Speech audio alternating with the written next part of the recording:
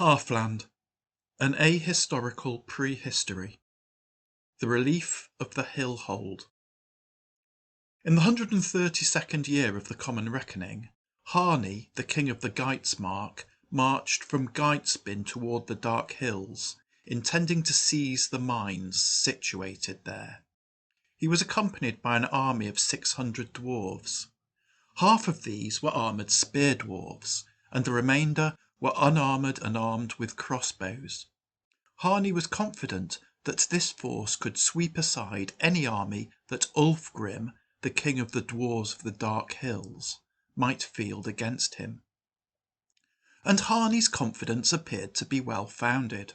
Although the troops available to Ulfgrim consisted entirely of well-armoured professional fighting dwarves, there were only 150 of them.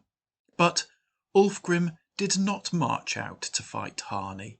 Instead, he gathered his forces at the Hillhold, and there he stayed. This presented Harni with a problem.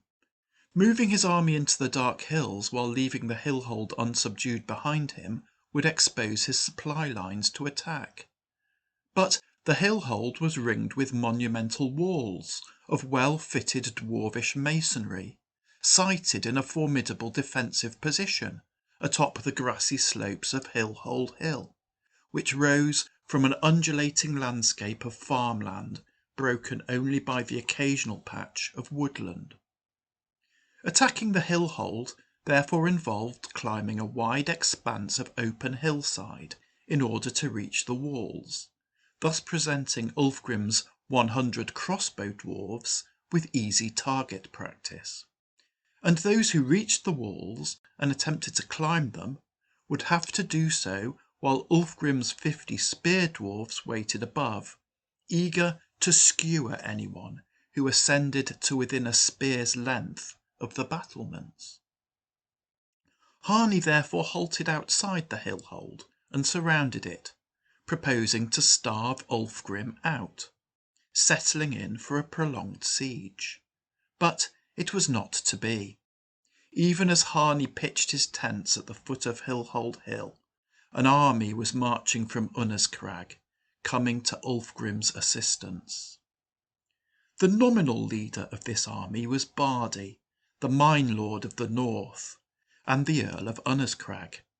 He had designs of his own on the mines of the Dark Hills, and had no desire to see Harni take possession of them.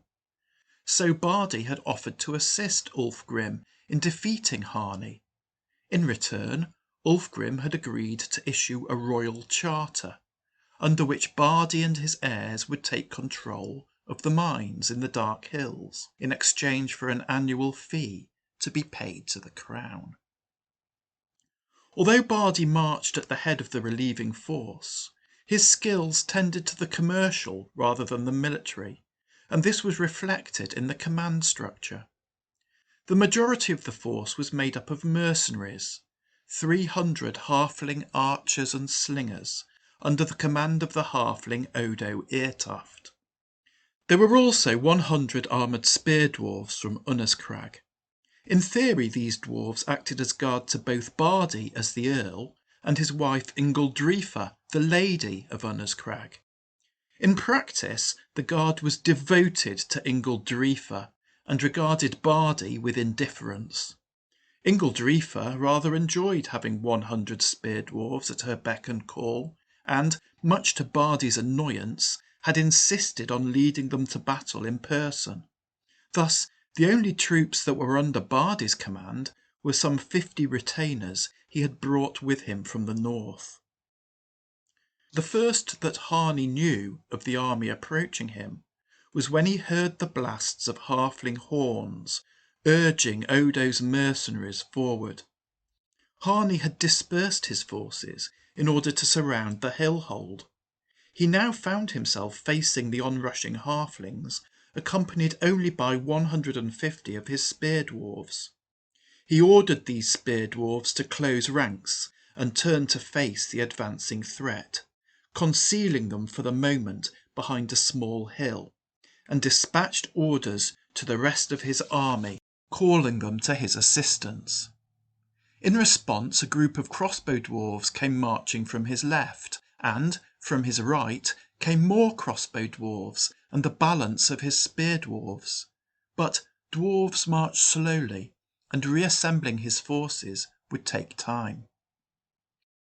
Odo had split his halflings into 3 groups. He sent one out to each flank, while he advanced with the third in the centre. Behind him came Ingeldrifa and her guard, and Bardi, surrounded by his retainers. And now bugles sounded from the Hillhold.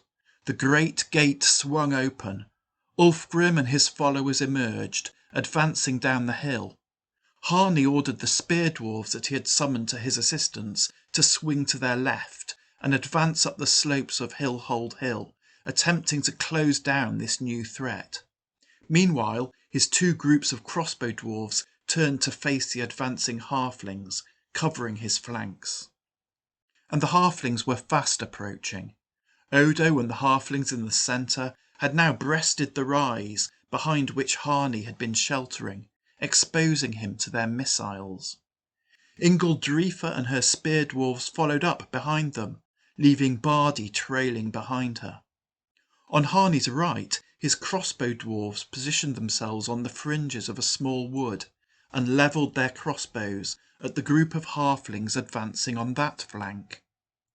The strings of the dwarvish crossbows sang, and a deadly storm of bolts flew into the halfling ranks. That pretty much put paid to the halfling threat on Harni's right. Things were not going so well to Harni's rear. Ulfgrim's crossbow dwarves started shooting at the group of Harni's spear dwarves advancing toward them. The spear dwarves suffered casualties, and some of their number lost their nerve, falling back. Back in the centre, Harni decided that there was no point in holding his ground while the halflings positioned on the higher ground showered him with arrows and slingshot. He ordered his spear dwarves to advance up the small hill and drive the halflings away. Halfling missiles thinned the ranks of the spear dwarves, but still they came on.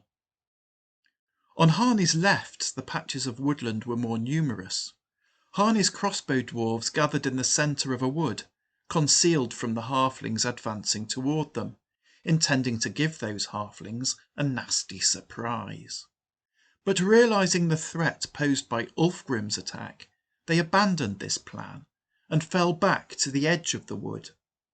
From here they could see Ulfgrim's dwarves moving down the slopes of Hillhold Hill. They loosed a volley of crossbow bolts in that direction. This had little effect on Ulfgrim, but it did put heart into the wavering spear dwarves facing him, who closed ranks and advanced up the hill. Unaware of these developments, the halflings on Harni's left continued to push forward between the groups of trees. They emerged into the open facing the side of the small hill, atop which Harni's spear dwarves were still advancing towards Odo's halflings, and started to loose arrows and hurl slingstones into Harni's flank. This unexpected attack only served to encourage Harni to close with the halflings facing him as quickly as possible. The spear dwarves continued to march inexorably forward. Odo ordered his halflings to let fly one last barrage of missiles, and then they fell back, passing through Ingeldrifa's guard, who had moved up behind them. And now Ingeldrifa ordered her guard to advance up the slope toward Harni. Bristling with spears, the 2 shield walls crashed into each other, spear dwarf fighting spear dwarf, Ingeldrifa's guard against Harni's heavy infantry. Meanwhile, Harni's second group of spear dwarves had continued to advance up Hillhold Hill, pushing undaunted through a hail of crossbow bolts to close with Ulfgrim's spear dwarves. And now, the crossbow bolts being shot in the opposite direction by Harni's dwarves in the wood at the foot of the hill were beginning to take effect. Ulfgrim's spear dwarves were swept aside, his crossbow dwarves fled, and Ulfgrim found himself alone and beset by many foes. The battle back on the small hill was still in the balance. Bardi and his retainers started to move up to support Ingildrifa.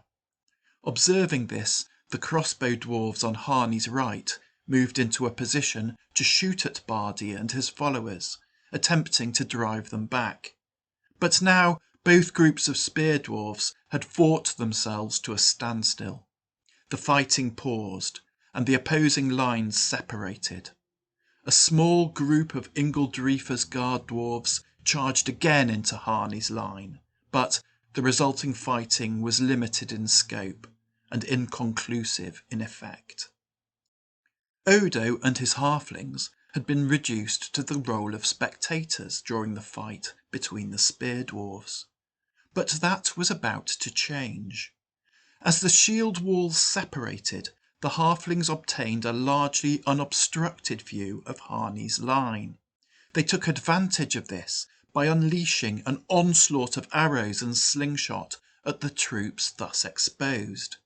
This proved to be deadly, bypassing dwarvish shields and penetrating dwarvish armour. And among the dead lay Harney, the great-grandson of Norby halfling friend, with a halfling arrow through his throat.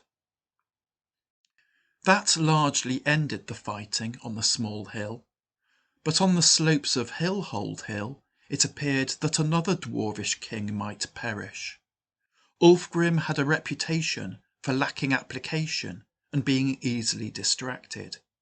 But now he found that being surrounded by ferocious foes aiming only at his destruction was a marvellous aid to concentration.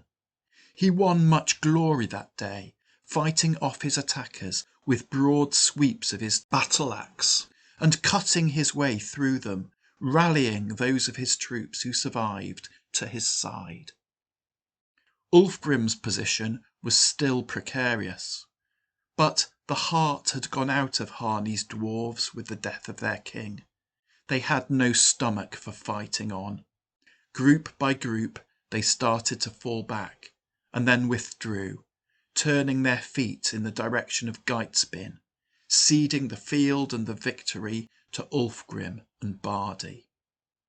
And thus it was that Bardi came to the relief of the Hillhold.